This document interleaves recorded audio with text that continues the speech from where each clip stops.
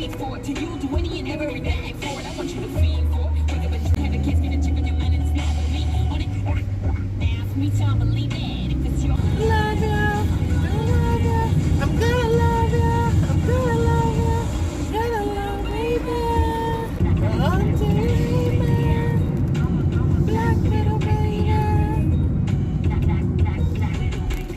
Black little baby. Black widow baby. Who's gonna love you more than you? That's giving me stalker vibes.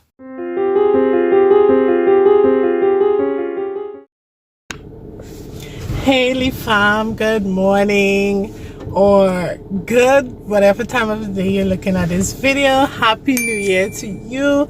I know I haven't done a video for the new year, and this is my official happy 2023 to you, my beautiful family, my beautiful cousins. For those of you who have started on the first leg of this journey with me and you're still here, a big thank you to you. I hope that we continue this journey together. Those of you who have recently joined the family, welcome cousins. Make yourself comfortable.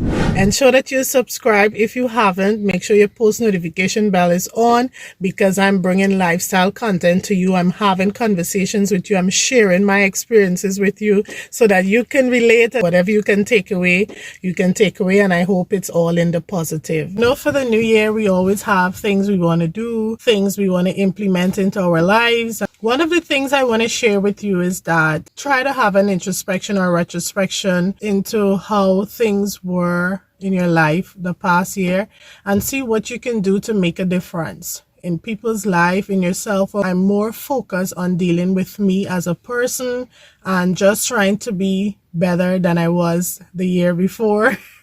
I've taken some time to understand myself, see where I need to improve on, and 2 things that I have decided upon. 1, I'm gonna have a prayer journal. At the end of the year, you need to look back and see where God has blessed you, and just so that you could keep your blessings at the forefront of your mind. The word for 2023 is alignment. You should have a particular word that is going to drive you and motivate you. Do something that you always wanted to do. Do it now. You need to make that effort, because if you keep saying you want to do something and you don't make that start, then it's never going to happen. You know what they say, faith without works is dead. So yes, you have the faith, but you need to put it into action. That is what I've started out doing, proving myself. It's just a matter of doing the thing. I'm more focused on myself. I'm done with investing too much in certain relationships where it's not reciprocated. I'm pouring into cups, but cups are not pouring into me. Invest your time and your effort where it matters. I'm not saying that every time you do something, you're doing it with the expectation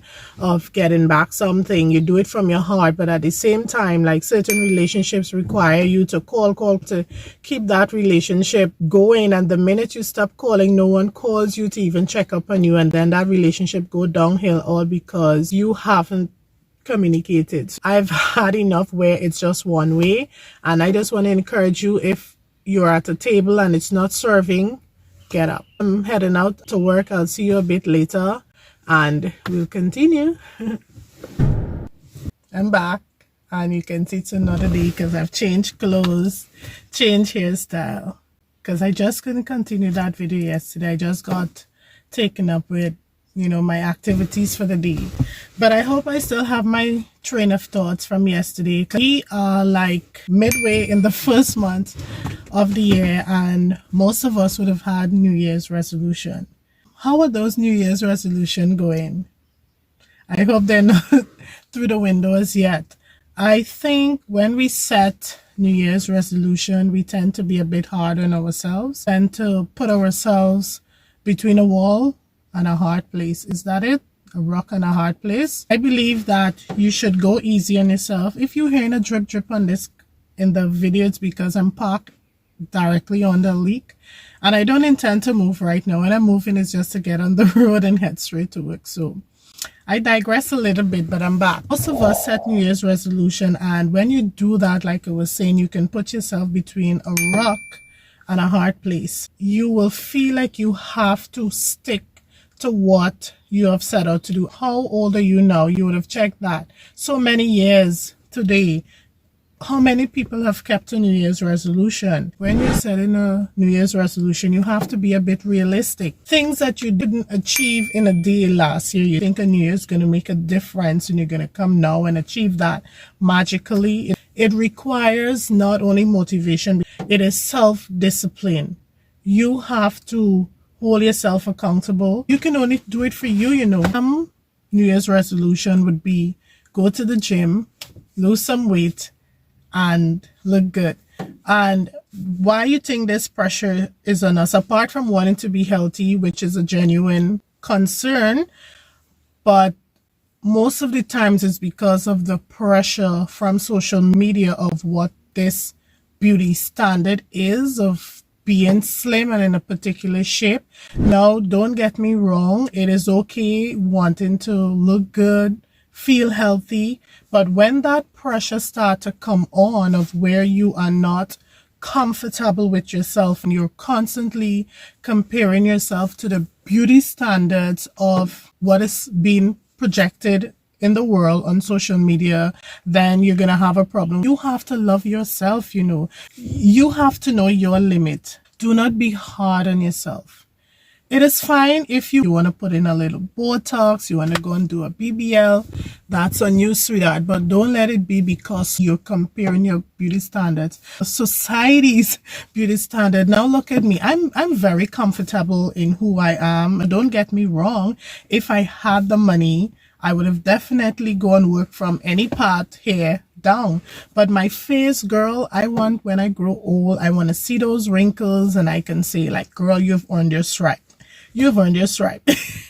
But I want to age gracefully. So hence why you need not to pressure yourself. You should begin documenting your day. Have a journal, because you don't want to be telling your story to everybody. Maybe you have a small circle, keep it that way, but not everything you need to tell people. Not everybody's happy for you or want the same thing that you want for yourself. Document what you prayed for, what the goal that you set out for yourself. Keep track. When you've achieved that, write it down that you have achieved what you've prayed for. I'm very particular about telling everybody my business. There's some things you just need to keep to yourself. Recently, I had something that I was going through and I want to share it with a particular individual. Before you speak, it is okay to stop and think, not act impulsively. Even though I'm spontaneous sometimes, then there's certain things that I'm not going to be spontaneous with. I'm going to put thought into it. It's this personal thing that I wanted to share with someone, or maybe someone, one or two persons.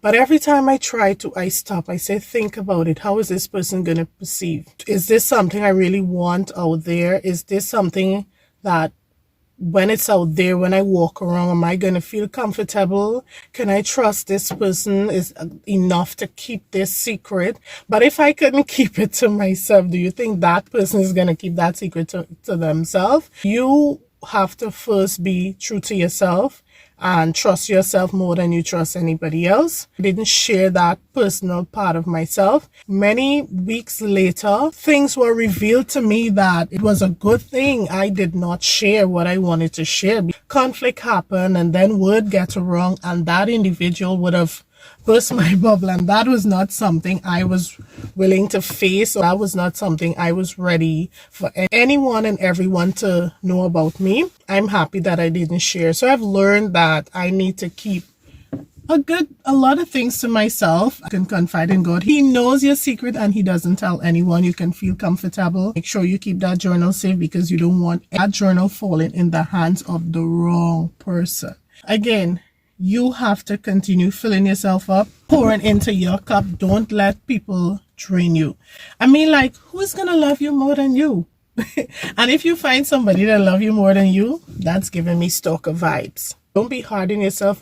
It's okay to do things poorly rather than not at all. It's okay to fail. It means that you're trying. Even if you had wanted to work out like 5 times a week and you haven't, maybe you should just reduce those goals and say, okay, you're going to do once a week. I hope what I've shared with you has motivated you in some way to not be hard on yourself. Pour into your cup, take some time out to read a book, lie down, clear your thoughts. Like I said, before, it's not always about motivation but self-discipline. Eventually it lies with you. Not everyone is in your corner. Can't be friends with everyone. Not everyone has your standards, and you don't have the standards of everyone. And as you grow different phases in your life, you're gonna gain friends and you're gonna lose some. Surround yourself with people that are smarter than you, girl, so that you can learn from, make an impact in your life. And the same you should be. Whoever you are surrounded with, you should be able to make a positive impact in the life. Vice versa. Relationship goes both ways. All right? You're not always doing something to get something in return, but you get the gist of what I'm saying. You can't keep pouring into someone else's cup and they are not pouring into your cup. So we've come to the end of this video. I gotta go edit because I need to bring this video out very soon for y'all. So make sure you subscribe if you're not subscribed. And if you made it this far, you are the real MVP. Be sure to watch this video right here. Until then, stay safe. Bye. Oh yeah, I got a table for two. I got everything.